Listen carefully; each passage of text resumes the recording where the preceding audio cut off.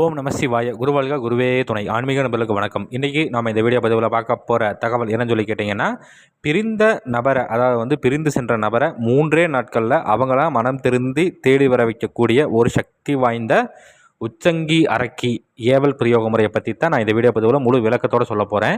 நீங்கள் இந்த வீடியோ பார்க்குறதுக்கு முன்னாடி நம்மளோட யூடியூப் சேனல் ஸ்ரீ வேத சிவசக்தி சாயி யூடியூப் சேனலை சப்ஸ்கிரைப் பண்ணாதவங்க பண்ணிக்கோங்க.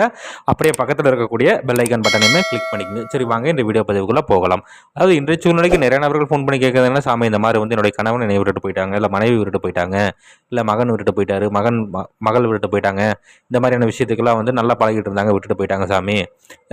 இதுக்கு ஏதாவது நாங்களும் நிறையா பக்கம் போய் பார்த்துட்டோம், அவங்களும் நம்ம முறையில் செஞ்சு கொடுத்துட்டாங்க, அவங்க சொல்கிற மாதிரிலாம் நாங்களும் செஞ்சு பார்த்தோம். ஆனால் பிரிஞ்சு போனவங்க இன்னும் மீண்டும் அவங்களாம் வந்த மாதிரி பாடலை சாமி. நாங்களும் எத்தனை நாள் போய் கூப்பிட்டு பார்த்துட்டோம், அவங்க வர்றதுக்கு உண்டான எந்த ஒரு இதுவுமே இல்லாமல் இருக்குது சமைக்கிறதுக்காக ஒரு நல்ல சக்தி வாய்ந்த முறை இருந்தால் சொல்லுங்கன்னு சொல்லி கேட்கறனால தான் நான் இந்த பதிவு முழு விளக்கத்தோடு சொல்கிறேன். அதாவது பிரிந்த உணவர்கள் மீண்டும் தேடி வர்றதுக்கு சித்தர்கள் நூட்களில் பலவிதமான பிரயோக முறைகள் குறிப்பிடப்பட்டிருக்கு. சரிங்களா?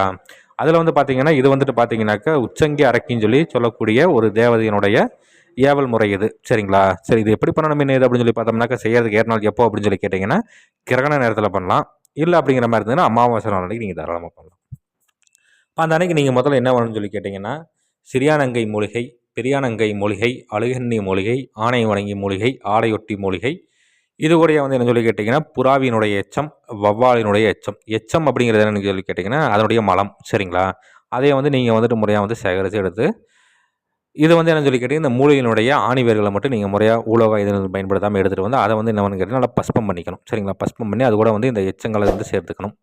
சேர்த்துக்கிட்டு அது கூட அஷ்டகந்தம் சேர்த்து நல்லா மைப்பதை வர மாதிரி 2 ஜாமங்கள் நல்லா அரைச்சி வச்சுக்கிட்டு, இதை என்ன பண்ணணும் அப்படின்னு சொல்லி கேட்டிங்கனாக்கா, ஒரு பனைமரத்தின், அதாவது இந்த பூஜை ஒன்று நீங்கள் அமாவாசை நாள்லையோ இல்லை பௌர்ணமி நாள்லையோ செய்யலாம்.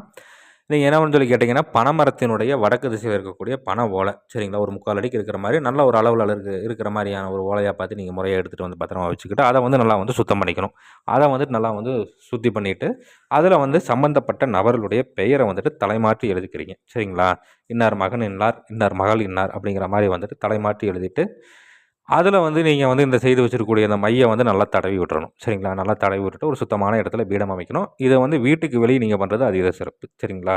அது ஆற்றங்கரையோரமாவோ ஏரிக்கரையோரமாவோ பீடம் அமைச்சு பண்ணிங்கன்னா ரொம்ப அதீத சிறப்பு. அப்போ அந்த மாதிரியான இடங்களில் தலைவாழையில் வச்சு அதுக்கு மேலே சாம்பல் கொட்டி பரப்பி விட்டுட்டு, நான் இந்த வீடியோவில் ஒரு எந்திரம் ஒன்று கொடுத்துருக்குறேன். இந்த எந்திரத்தை நீங்கள் முறையாக வரைஞ்சி, இந்த எந்திரத்துக்கு மேலே நீங்கள் பண ஓலை எடுத்து வச்சுருக்கீங்களா, அது பேர் எழுதி மையெல்லாம் தடவி வச்சுருக்கீங்க இல்லையா, அதை நல்லா சுருட்டி அதில் என்னென்னா அதற்கு மேலே வச்சுட்டு முறையாக அதற்கு உண்டான தூப தெய்வங்கள் படையலெல்லாம் கொடுத்துட்டு, இதற்கு உண்டான மந்திரம் நான் இந்த வீடியோவில் கொடுத்துருக்கிறேன்.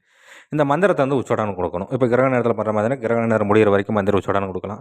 இதே நீங்கள் அமாவாசை நாள் நீங்கள் ஆரம்பிக்கிற மாதிரினா பௌர்ணமி வரைக்கும் நீங்கள் இந்த பூஜைகள் செய்து ஒரு வெண்பூசணி கணை சுற்றி உடச்சி போட்டுட்டு, இந்த பண ஓலையை மட்டும் எடுத்துகிட்டு போயிட்டு நீங்கள் சம்மந்தப்பட்ட நபர், அதாவது பிரிஞ்சு போன நபர் எங்கே இருக்காங்களோ, ஒன்று முடிஞ்சால் அவங்க வீட்டுக்குள்ளே வைக்க முடிஞ்சால் வச்சுடலாம்.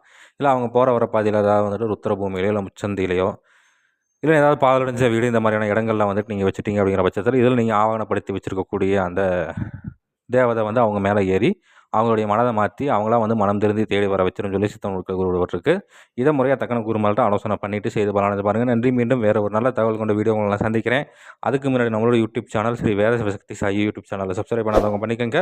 அப்படியே பக்கத்தில் இருக்கக்கூடிய பெல் ஐக்கான் பட்டனையுமே கிளிக் பண்ணிக்கோங்க. நன்றி, வணக்கம். வாழ்க வளமுடன். ஓம் நம சிவாய. குருவாழ்க குருவே துணை.